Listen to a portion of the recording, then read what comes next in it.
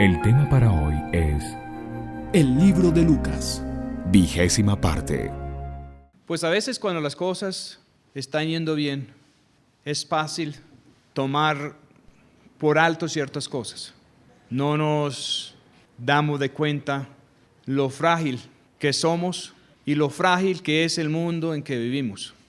Es fácil pensar que si nos está yendo bien hoy, que las cosas van a seguir igual o mejor mañana y pasado mañana y quién sabe hasta cuándo.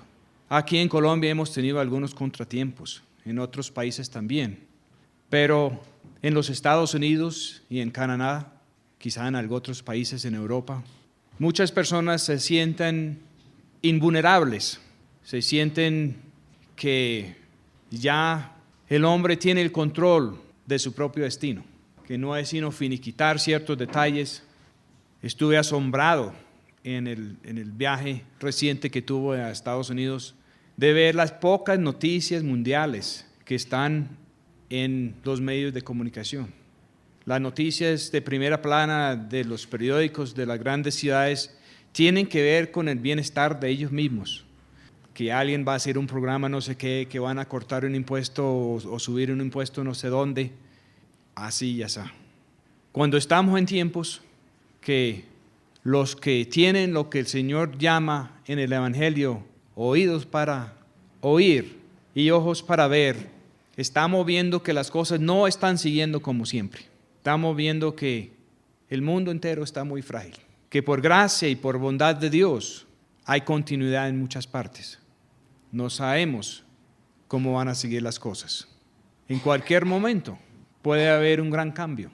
Podemos amanecer algún día y encontrar las cosas radicalmente diferentes por alguna razón u otra. El mensaje de hoy comienza en Lucas 21. En Lucas capítulo 20, el Señor había entrado en Jerusalén. Las personas humildes lo habían recibido bien. Él había limpiado el templo por segunda vez de los compradores y los vendedores. Había sido confrontado por los fariseos, por los sacerdotes, por los escribas, hasta por los saduceos y por los ancianos del pueblo judío. Querían saber en qué autoridad estaba haciendo él estas cosas. Y él no les dio una respuesta muy clara. Pero después de unas preguntas y unas parábolas, dice la Escritura que ellos quedaron sin forma de hablar más, quedaron callados. Llegó al momento que nadie se atrevía a hacerle más preguntas. Lo que comenzaron a hacer era ver cómo lo podían matar, pero no lo pueden hacer delante de la multitud. Entonces tenían que buscar cómo lograr su traición. Y aquí en Lucas capítulo 21 no lo habían logrado todavía. Entonces él todavía estaba enseñando y ya nadie lo estuvo confrontando porque los habían callado. Y mirando, vio a los ricos que echaban sus ofrendas en el arca de la limosna. Y vio también una viuda pobrecilla que echaba ahí 2 centavos.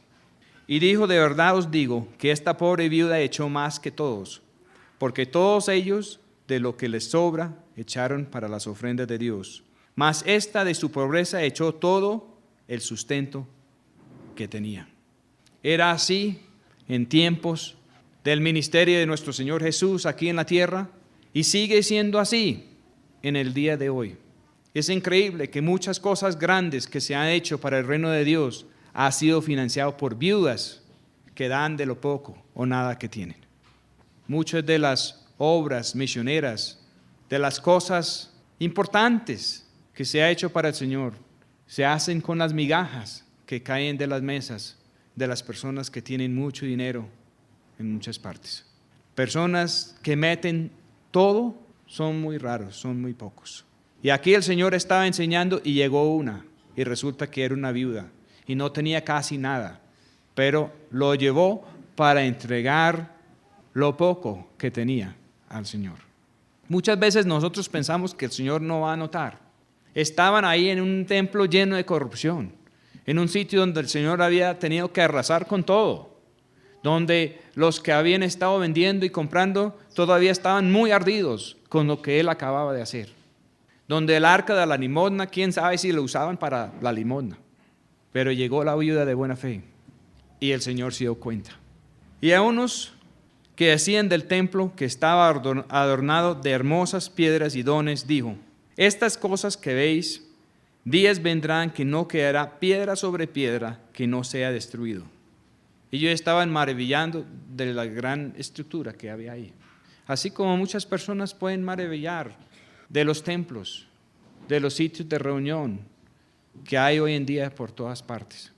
Estuve al norte del Canadá hace poco, en un sitio donde una congregación de unos 500 personas, y ellos quieren ampliar su sitio de reuniones, que ellos llaman el templo, para que puedan caber 1,000 personas. ¿Sabe cuánto es el presupuesto para hacer eso? Esto es una sola iglesia de miles y miles que hay por allá. $13.5 millones canadienses. Y estaban muy felices porque iban a agrandar el ajolil y el Señor les iba a dar más ovejitas. Esa clase de cosas nos dejan a nosotros fríos, con escalofríos. Uno de un comité de ellos, delante de todos, en una reunión, me preguntó delante de todos: ¿qué pasaría si donaríamos $13.5 millones a misiones en Colombia? Yo dije: pues seguramente quedaría evangelizado Colombia. Nunca nadie me haya hecho una pregunta así. Yo no sé qué pasaría. Nunca nos ha ni siquiera pasado por mente lo que podría pasar así. Pero eso está lo que está pasando en muchos sitios. En el templo de los judíos, ellos estaban haciendo lo que para ellos eran actos de beneficencia. Tenían el arca de las limosnas ahí para eso. El Señor dijo que todo iba a venir abajo. Pero mientras que las cosas iban a venir abajo, el Señor se daba de cuenta hasta de la viuda más insignificante que estaba aportando de buena fe ahí. No se lo pasaba por alto. Y le preguntaron diciendo: Maestro, ¿cuándo será esto? ¿Y qué señal habrá cuando estas cosas hayan de comenzar a ser hechos? Él ahora contesta la pregunta y sigue, y en realidad es una doble respuesta. Y al final hay una advertencia tanto para los que estaban escuchándolo ahí y también para nosotros que estamos contemplando esto hoy. Él entonces dijo: mirad, no seáis engañados. La primera parte de su respuesta. Muchas personas quieren saber qué va a pasar en el futuro. Hay personas que han ganado mucho dinero entre las iglesias vendiendo libros acerca de qué va a pasar en el futuro. Y esos libros son tan diferentes que no todos pueden estar ciertos. Alguien está equivocado. Muchas personas están equivocadas, pero las personas compran los libros porque hay curiosidad intelectual, inseguridad por dentro de muchas personas y quieren saber qué es lo que va a pasar en el futuro. Curioso que queremos saber tanto qué es lo que va a pasar en el futuro en vez de asegurar bien el presente, asegurar bien hoy nuestra relación con el Señor. Hay personas que dicen que bueno, que nosotros no podemos tomar la iniciativa, que Dios tiene que tomar la iniciativa para brindar las cosas a nosotros y que el verdadero arrepentimiento y que la verdadera fe lo tiene que ser Él, en y a través de nosotros. Y todo eso puede tener su razón, pero la Escritura también dice que si nosotros nos acercamos al Señor, Él se va a acercar a nosotros. La Escritura dice que si alguien contrito y humilde de corazón busca al Señor, que jamás será rechazado. Eso es lo que dice claramente la Escritura. Mirad que no seáis engañados. Van a haber muchas personas diciendo una cosa, diciendo lo que el pueblo de Dios quiere oír en algún momento. Y los que dicen eso muchas veces ganan dinero haciendo eso. No seáis engañados, porque vendrán muchos en mi nombre diciendo: yo soy, y el tiempo está cerca. Por tanto, no vayáis en pos de ellos. Muchos vendrán haciendo eso. Pero cuando oyeres guerras y sediciones, no espantéis, porque es necesario que esas cosas sean hechas primero, mas aún no será el fin. Desde la crucifixión y resurrección del Señor hasta la destrucción de Jerusalén y los siguientes problemas que tuvieron los judíos, había mucha turbulencia, muchísima turbulencia. Todo se les vino encima. El Señor dice aquí que era necesario. Entonces les dijo: se levantarán gentiles contra gentiles y reino contra reino, y habrán grandes terremotos en cada lugar, y hambres y pestilencias, y habrá prodigios y grandes señales en el cielo. En medio de todos estos eventos, el Señor también estará moviendo. Así como hubo mucha turbulencia, habían personas entregándose al Señor. Había una iglesia primitiva, viviendo en comunidad, compartiendo todo entre todos, porque el Espíritu de Dios les puso la convicción a todos a compartir todo. El Espíritu de Dios sabía que las cosas no iban a perdurar, y ellos gastaron sus cosas ayudando los unos a los otros.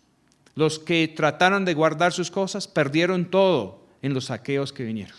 Y al último, cuando la iglesia en Jerusalén no tenía más dinero, los gentiles habían tomado unas recolectas grandísimas, una ofrenda tan grande que 2 hombres tenían que acompañar a Pablo para poderla llevar. Y llegaron con eso justo antes de que se estatara la etapa final. Y cuando hubo la oportunidad de huir, los verdaderos cristianos estaban financiados y tenían cómo salir de ahí. Y ellos lograron llegar hasta los últimos rincones del mundo conocido. Y llegaron con un evangelio firme, fuerte, con madurez espiritual. Una semilla que el Señor pudo multiplicar por el mundo entero. Tumbaron el imperio romano en una época cuando no habían periódicos, no había televisión, no había radio, no había imprenta. Nadie sabía leer, solo una élite que eran muy pocos. Lo hicieron con su vida y con su ejemplo. Pero antes de todas estas cosas os echarán mano y perseguirán y entregados a las sinagogas y a las cárceles, siendo llevados a los reyes y a los gobernadores por causa de mi nombre, y os será para testimonio. Y así fue. Poned pues en vuestros corazones no pensar antes cómo habéis de responder. Muchas personas están preguntando que cómo es la fe, hay grandes debates de cómo es la fe. Para muchos la fe es algo mental, de creer unas creencias, tienen dogmas de fe. Iglesias tienen puntos o tienen unas declaraciones de fe que la persona tiene que memorizar y estar de acuerdo. Pero la fe del Señor Jesús es una fe que comienza a obrar desde el corazón. No comienza como algo mental. La Escritura dice que el que cree en su corazón y confiesa con su boca será salvo. Y es muy curioso que en el Nuevo Testamento los versículos acerca de la fe están divididos en 2 categorías. Uno donde la gente somos nosotros, donde está hablando a nosotros y nosotros somos los que ponemos nuestra fe en el Señor. Hay como 32 versículos así. Pero hay otros 32 versículos donde a la gente no somos nosotros, donde es el Señor, donde está hablando de la fe de Él, obrando en nosotros. Las Biblias modernas han cambiado todo eso y quitaron la fe de Él y pusieron todo fe en Él. Ahora hay un movimiento en ciertas partes que quieren volver todo otra vez fe de Él, que todo lo hace Él y nosotros no hacemos nada. No es bueno ninguno de los 2 extremos. El Señor nos manda a poner nuestra fe en Él. Pero si confiamos en Él, la fe de Él va a comenzar a obrar en nosotros. Y es unidos con Él que vamos a poder vencer. Por eso Él dice que cuando estamos en problemas, no hay que pensar de antemano qué vamos a hacer. Porque en el momento Él nos puede dar la respuesta y va a ser testimonio a Él. Poned pues en vuestros corazones no pensar antes cómo habéis de responder. Él no dijo, grábese bien esto en sus mentes. No dijo así. Porque yo os daré boca y sabiduría. Y la Escritura dice que desde lo íntimo del corazón habla el hombre. Si queremos hablar la verdad, no es algo que vamos a memorizar como loros. La verdad que hay en nosotros, si la presencia del Señor está en nosotros, va a quedar radicado en lo más profundo de nuestro corazón. Y eso es lo que nos ha pasado en muchas circunstancias difíciles, donde no puede mentalmente preparar una respuesta, pero el Señor lo puede poner desde el corazón, porque el Señor mora en nuestros corazones. Porque yo os daré boca y sabiduría, a la cual no podrán resistir ni contradecir todos los que se os oponen. El Señor acaba de callar a todos los religiosos, a todos los políticos, a todos los gobernantes de los judíos, los dejó sin poder hablar. Y ahora Él está dando esta orden a sus seguidores, que nosotros podemos seguir lo mismo que Él. Mas será entregados aún de vuestros padres y hermanos, y parientes y amigos, y matarán a algunos de vosotros, y seréis aborrecidos de todos por causa de mi nombre.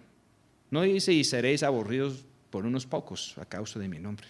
Habrá algo de oposición aquí o nosotros. No, Él dijo, de todos. Toda la sociedad judía se iba a levantar en contra de ellos. Iban a rechazar profundamente los milagros del Señor, los milagros de los apóstoles, el cambio de vida. Era una religión que estaba firmemente arraigado dentro del ámbito del enemigo. Tenemos situaciones paralelas con los que se van a oponer al verdadero mensaje en estos tiempos también. Lo resume así en el versículo 19. En vuestra paciencia poseeréis vuestras almas. ¿No les parece un poco extraño tener eso aquí? En vuestra paciencia poseeréis vuestras almas. Hay otra cosa rara circulando entre personas que tienen nociones acerca de la tercera fiesta, de los tabernáculos, de otras cosas. Y eso es que hay varios ámbitos. Ellos hablan del ámbito de la carne, del ámbito del alma, del ámbito del espíritu. Y en el griego hay terminología para todo eso. En el hebreo no es tan claro. Y estos eruditos han trazado las raíces paganas de la terminología griega y lo han aplicado al evangelio. En vez de notar que el 80% de las escrituras están escritos en el hebreo y solo un 20% en griego. Y que la parte que es el Antiguo Testamento viene formando los conceptos de la terminología y de los valores que pone Dios sobre eso, a través de las historias en la Biblia, a través de las profecías, hasta que es inconfundible saber qué quiere decir alguna palabra en la Biblia. Y el Nuevo Testamento está lleno de citas del Antiguo Testamento. Entonces cada palabra en griego que es usado para traducir uno del hebreo está ligado a su contraparte y no es posible mudarla. Pero entonces, en vez de una salvación que va a afectar todo el hombre, estas personas hablan de una salvación que afecta solo el ámbito del espíritu. Y que podemos ser salvos en el espíritu mientras que nuestra alma y nuestro cuerpo siguen en corrupción. Y que después vendrá otro evento y el Señor va a limpiar las almas. Y que después vendrá otro evento y por fin va a haber resurrección de los cuerpos. Pero que no se afane ahora por su cuerpo y su alma lo hace pecar, porque mientras que su espíritu está bien, pues no se preocupe. Eso está invadido en personas que han estado aquí en este salón entre nosotros, tratando de enseñar entre nosotros. Y está invadido en muchas otras partes. Y otras cosas similares, diciendo que como no podemos estar nunca limpios en el alma, entonces seguramente el Señor va a salvar a todos al final, incluyendo el diablo. Y eso se llama la doctrina de la última reconciliación. Y hay otros. Y esas cosas parecen ser muy bien craneados y muy eruditos cuando se ve la literatura de ellos. Pero es cizaña y no coincide con lo que es la clara enseñanza de las Escrituras. El Señor no nos manda a cranear defensas como eso. El Señor no nos manda a inventar doctrinas. El Señor no nos manda a escribir libros así. El Señor nos manda a enfrentar las circunstancias que resultan por nosotros ser testimonio para Él. Y que Él promete poner la respuesta no en nuestra mente, sino en nuestro corazón. Yo no sé si ustedes han notado que estos mensajes acá no han sido preparados mentalmente. Estos son mensajes donde la preparación se hace en el corazón, delante del Señor. La preparación no se hace mentalmente. Y por eso el Señor nos sale a veces con sorpresas acá. A veces tenemos que escuchar los mismos mensajes que hemos dado para aprender qué fue lo que el Señor quiso revelar. Porque algo puede salir del corazón que no lo sabíamos en nuestra mente. Eso puede pasar a continuo. Y lo podemos saber porque dice, en vuestra paciencia poseeréis vuestras almas. Bueno, aquí viene la parte corta, lo que iba a pasar en 30 y algo de años después de lo que el Señor está anunciando. Versículo 20. Y cuando veréis a Jerusalén cercado de ejércitos, sabed entonces que su destrucción ha llegado. Entonces los que estuvieron en Judea huyen a los montes, y los que estuvieron en medio de ella, váyanse. Y los que en las otras regiones no entren en ella, porque esos son días de venganza, para que se cumplen todas las cosas que están escritas. El Señor le había dicho a Jerusalén, y estaba escrito en la ley, que si ellos derramaban sangre inocente, que su tierra se iba a contaminar y el Señor iba a hacer desocupar la tierra de ellos. Y no se cuidaron, y no solo mataron al Señor y a muchos apóstoles, siguieron matando a los cristianos y se les vino todo encima. Jerusalén fue rodeado y los ejércitos retiraron por un breve momento. Y cuando sucedió eso, todos los cristianos guiados por el Espíritu salieron, se salvaron, citaron la ciudad, se levantaron unos falsos mesías y se pusieron a pelear entre ellos. Y quemaron las reservas de grano y tiraron el acueducto y quemaron parte del templo antes de que había progresado mucho la guerra. Y por eso la ciudad no pudo perdurar. Duró 3 años y medio. Y al final los romanos se pusieron a crucificar a cualquiera que salía de allá tratando de evadir el desastre de muerte, pelea interno y hambre. Y dice el historiador Josefo que crucificaron más de 500,000 personas. No en cruces como nos pintan hoy, sino en estacas. Las 2 manos arriba y los pies abajo y clavados. Y que llegaron a estar tan tupidos que no era posible caminar entre las estacas. Y después llegaron los ejércitos romanos y tumbaron todas las piedras del templo, porque como eran unidos por oro, estaban buscando el oro y tumbaron hasta la última piedra, cumpliendo la profecía del Señor. Versículo 23. Mas hay de las que están encinta y de las que críen en aquellos días, porque habrá apretura grande sobre la tierra e ira en este pueblo.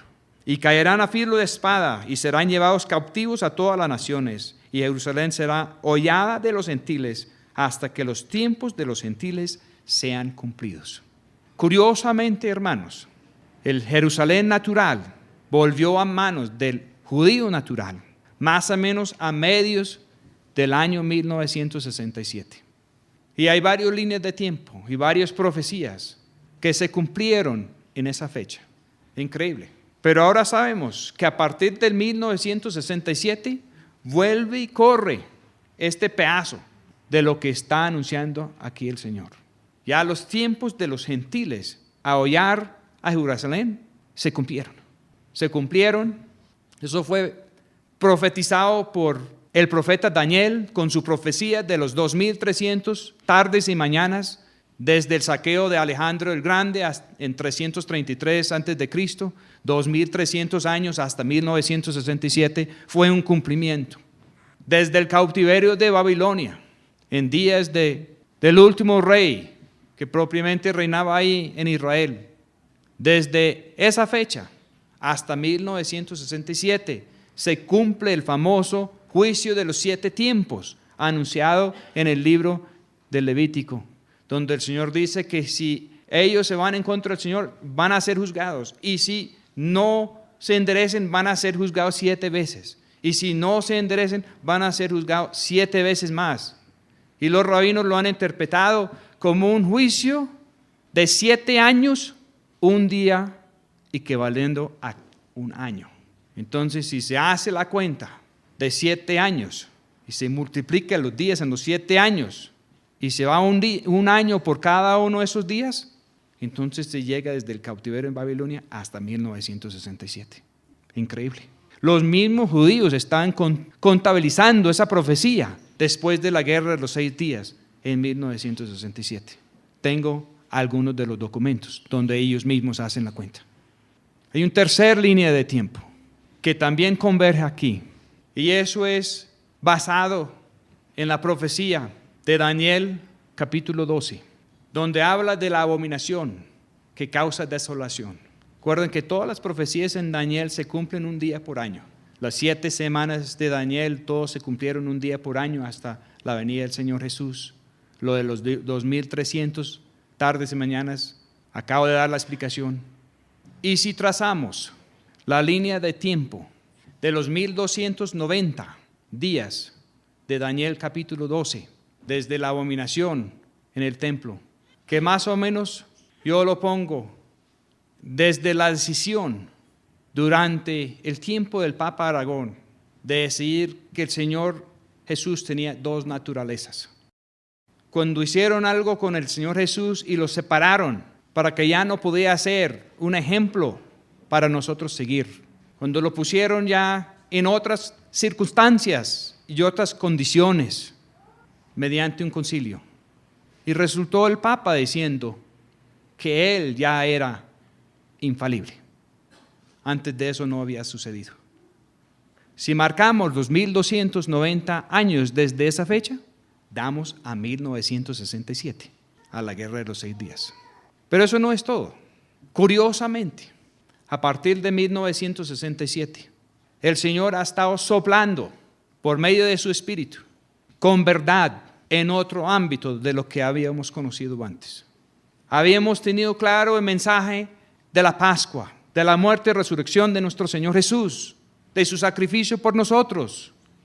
Teníamos claro también algo de la fiesta de Pentecostés y del bautismo en el Espíritu Santo, aunque ambas fiestas han sido falsificadas y por muchas partes. Pero comenzaron a ver clara enseñanza acerca de la fiesta de los tabernáculos, que es anunciado por la fiesta de las trompetas. Y el Señor comenzó a anunciar de que algo nuevo iba a venir, que Él iba a volver por un pueblo limpio. Él no iba a volver por una iglesia corrupta, lleno de pecado y de problemas. Él iba a volver por una iglesia limpia, sin mancha, sin arruga, sin cosa semejante. Eso comenzó a ser enfatizado. Y a partir de 1967 comenzó el Señor a fluir y a mover fuerte en este ámbito. Uno de los primeros signos de esto fue cuando comenzaron a convertirse en los hippies en los Estados Unidos. Y al comienzo eso era muy sano y se llamaba el Jesus People Movement. Y la música de ellos era increíble, porque los que habían ido detrás de una música con drogas y con desenfreno, comenzaron a cantar como nunca antes, ya con revelación de Dios. Comenzaron a ver, a partir de 1967, la conversión de judíos, que casi nunca se había visto antes. Ahora tenemos extremos en la cual hay personas que creen que la solución es que todos nos volvamos a los ritos de los judíos. Pero es verdad que el Señor, a partir de 1967, comenzó a tocar a algunos judíos en el corazón como nunca antes. El ministerio de la voz de los mártires que conocemos también comenzó en esta misma fecha. El ministerio de Billy Graham comenzó a desarrollarse. Muchos ministerios carismáticos, algunos venían de algo antes. Muchas cosas, en muchas partes. Algunas cosas revueltas, otras cosas más limpias. Jerusalén será hollada de los gentiles hasta que los tiempos de los gentiles sean cumplidos. ¿En cuáles tiempos estamos nosotros ahora? Estamos en unos tiempos cuando el Señor está anunciando otra cosa. Cuando el Señor está anunciando de nuevo el verdadero reino de Dios. Cuando está preparando un pueblo especial para su regreso, para su venida. Versículo 25. Entonces habrá señales en el sol y en la luna y en las estrellas y en la tierra, apretura de las naciones por la confusión del sonido del mar y de las ondas. Desfalleciendo los hombres a causa del temor y expectación de las cosas que sobrevendrán a la redondez de la tierra. Mire que desde tiempos bien atrás en la Biblia dice que la tierra siempre ha sido redondo. Porque las virtudes de los cielos serán conmovidos. Hay unos que dicen que algo se desató también en el 1967 en la música, porque fue el comienzo de la música rock, que después cogió connotaciones muy demoníaco en algunas de sus manifestaciones. Es claro que el diablo ya sabía y sabe que tiene poco tiempo. Él sabe que cuando los judíos volvieron a Jerusalén, que eso marcó una medición de tiempo. Y el diablo comenzó a moverse como nunca, conmovido los cielos. Señales en el sol. El sol puede ser de dos maneras. Puede ser el sol de este mundo, el sistema de este mundo, o puede ser el sol de justicia. La luna puede ser la iglesia falsa o puede ser la iglesia verdadera. Las estrellas pueden ser los verdaderos ministros de Dios, o las estrellas pueden ser los agentes, los ángeles del diablo que se hacen pasar por ángeles de luz. Todo eso comenzó a ser revolcado y revuelto, y eso es lo que hemos visto. Mucha confusión. Personas convencidos que tienen la verdad y confundidos detrás de causas falsas. Convencidos que están siguiendo la luz y en realidad están siguiendo las tinieblas. Se ha vuelto muy complicado. Y entonces verán al Hijo del Hombre que vendrá en una nube con potestad y gran gloria. Y cuando estas cosas comenzaran a hacerse, mirad y levantad vuestras cabezas, porque vuestra redención está cerca. ¿Cuándo es que comenzaron a suceder estas cosas? Cuando los tiempos de los gentiles de hollar a Jerusalén se cumplieron. Si en 1967 pudimos levantar nuestra cabeza porque ya acerca nuestra redención, ¿cómo era ahora? ¿Dónde estamos ahora entonces? Estamos 40 años más cerca. ¿Cuánto tiempo puede faltar? No sabemos. Pero en la Biblia es difícil que una generación tenga más de 70 años. Eso sería lo máximo que podría ser. Normalmente una generación puede ser 40 o 50 años. Y le dijo también una parábola. Mirad la higuera y todos los árboles. Cuando ya brotan, viéndolos, de vosotros mismos entendéis que el verano está ya cerca. Así también vosotros, cuando veréis hacerse estas cosas, entended que está cerca el reino de Dios. Mirad la higuera y todos los árboles. Cuando el Señor salió de aquí de Jerusalén, después de hablar esto, Él vio una higuera y no tenía fruto, y lo maldijo, y al día siguiente se había secado.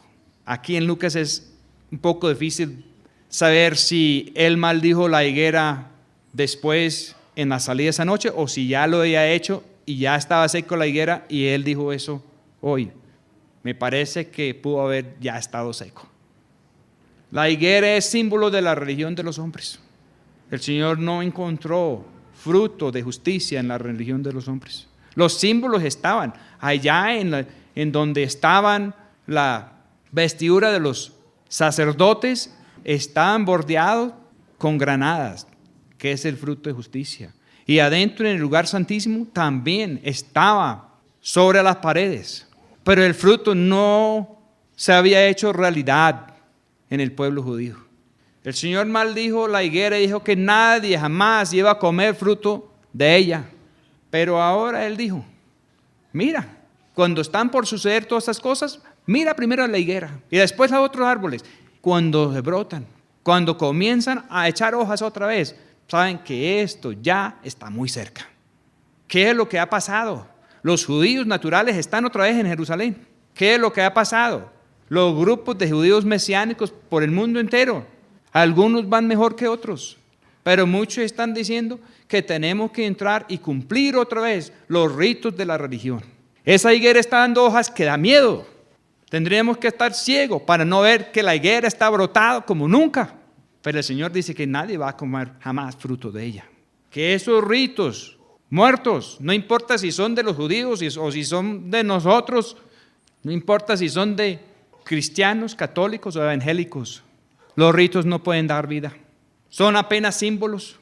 Y si el Señor no hace que los símbolos se vuelvan realidad en nosotros, no estamos en nada.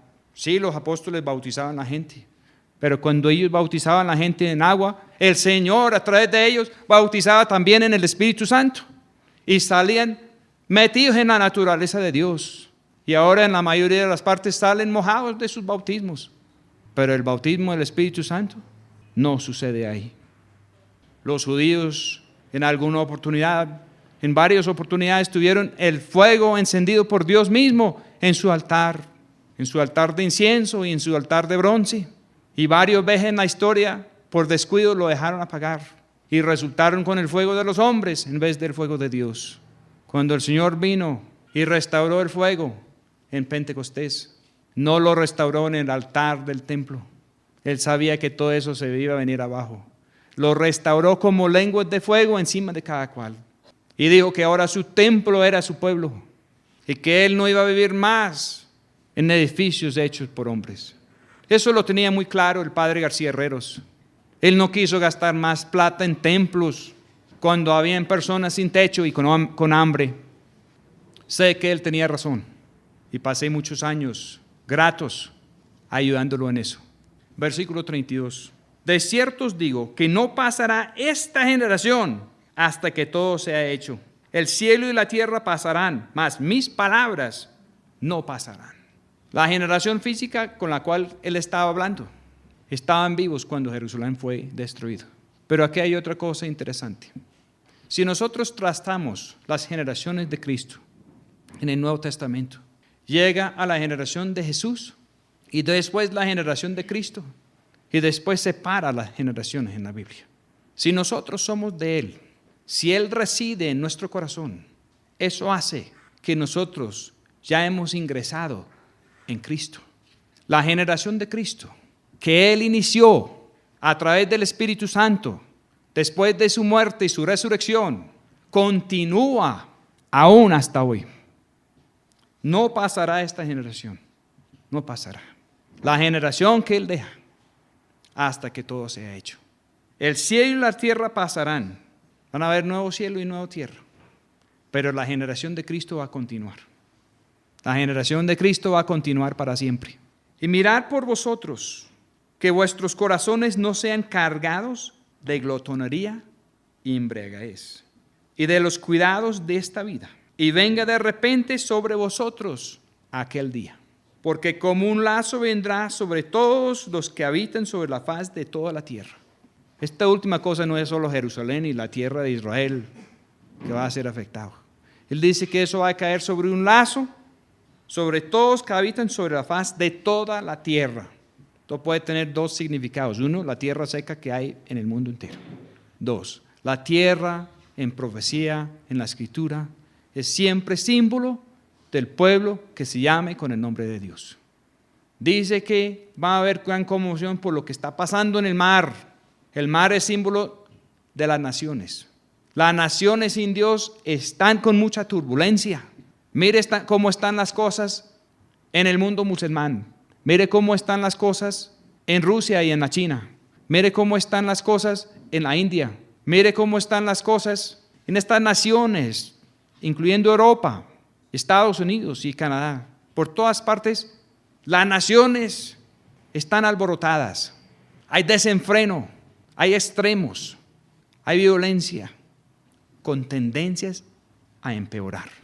Unos interpretan esta escritura diciendo que lo que viene va a ser un tremendo juicio sobre lo que se llama iglesia cristiana, para que no vaya a haber más cristianos tibios, solo frío o caliente. Eso es una posibilidad. La otra posibilidad es que esto va a afectar el sistema entero del mundo. Yo no lo sabré decir. Lo único que sé, cualquiera de las dos cosas que sea, es que ser un cristiano tibio es el peor negocio que cualquiera puede pensar para esta hora. Según lo que está profetizado aquí, sería preferible estar frío que tibio. ¿Por qué? Porque los tibios son los que están representando tan mal al Señor. Los tibios tienen suficiente de Dios como para representarlo, pero no lo representan bien. Y como no lo representan bien, el mundo lo rechaza. Para que el Señor baja la cortina sobre este mundo, es casi indispensable tener una iglesia digna del Señor. Para que todos los que están perdidos en el mundo puedan tener claridad acerca de qué es el verdadero pueblo de Dios y qué es el Evangelio. En este momento no lo hay. Entonces, por eso yo no estoy esperando eventos cataclísmicos generales sobre el mundo. Yo estoy esperando un apretón tremendo sobre la iglesia tibia. Velad pues, orando en todo tiempo, que seáis tenidos por dignos de evitar todas estas cosas que han de venir. Noten que hay unas personas que van a estar pendientes, que van a ser tenidos por dignos de evadir todo esto. ¿Por qué? Porque van a ser los calientes. Él acaba de anunciar de los verdaderos seguidores de Él que van a pasar por grandes pruebas y por grandes tribulaciones y por grandes problemas. Pero en el momento del final no son los cristianos entregados, fervientes, que van a estar en problemas. Son los que no están poniendo cuidado. Mira lo que dice. Mirad por vosotros que vuestros corazones no sean cargados de glotonería. Versículo 34. Y embriaguez y de los cuidados de esta vida, y venga de repente sobre vosotros aquel día. ¿Cómo cae esto ante los que enseñan que entrégase a Cristo y va a recibir casa, carro, beca, lo mejor de todo de este mundo y además el cielo? Los que piensan que con ofrendar en tal parte que el Señor les va a multiplicar tantas veces eso. El Señor sí promete que si dejamos cosas por Él, o personas, o casas, o lo que fuera, que Él sí sabe multiplicarlos, pero lo hace a la manera de Él. Después de haber dejado cosas y muchas situaciones para el Señor, no es que tengo mucho, pero hay muchas casas donde puedo llegar y soy bien recibido. Hay muchas personas que me reciben en muchas partes. Así entiendo que funcionan las cosas. No es que el Señor nos pone a nosotros aquí con centenares de casas y cosas y así. Velad pues, orando en todo tiempo. Eso es tener una línea abierta con el cielo. Estar en un estado de corazón, que no hay nada más importante para nosotros que el Señor. Y el vínculo estará abierto. Eso no está hablando de actos religiosos interminables. Que seáis tenidos por dignos de evitar todas estas cosas que han de venir. Es posible evitar todas estas cosas. No dice, no, pues, velen un poco y van a ser dignos de tener, de ser dignos de evitar algunas de estas cosas. Que no. Dice que hay personas donde van a pasar todas estas cosas, se va a arrasar con todo, se va a conmover hasta los cielos. Y hay personas de Dios aquí que van a evitar todas estas cosas. No van a quedar afectados en nada y van a seguir dando un testimonio perfecto desde sus corazones ante cualquier circunstancia. ¿No les parece interesante? Cuando vieres hacer estas cosas, entender que está cerca el reino de Dios. Cuando estas cosas comenzaran a hacerse, mirad y levantad vuestras cabezas, porque vuestra redención está cerca. Hermanos, si no estamos en el tiempo, ¿cuándo será el tiempo?